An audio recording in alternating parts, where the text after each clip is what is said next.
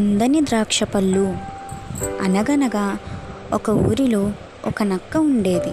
ఒకరోజు అది ఆహారం కోసం వెతుకుతూ బయలుదేరింది. ఎంతసేపు వెతికినా దానికి తినడానికి ఏమీ దొరకలేదు.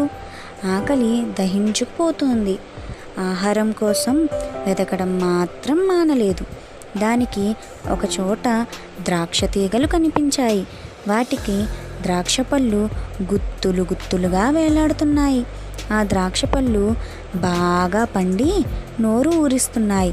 నక్క వాటి వైపు ఆశగా చూసింది. వాటిని అందుకోవటానికి పైకి ఎగిరింది. కానీ అవి అందలేదు. తన శక్తినంతా కూడదీసుకుని వాటిని అందుకోవటానికి మళ్ళీ మళ్ళీ ఎగిరింది. అయినా అవి అందలేదు.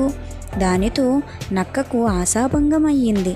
తన ప్రయత్నాన్ని విరమించుకుంది. నేనెంత తెలివి తక్కువ దానిని!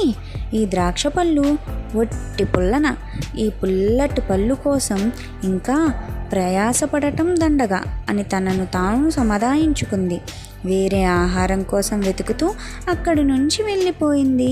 నీతి: కావలసినవి చేతికి అందితే మంచివి, అందకపోతే చెడ్డవి.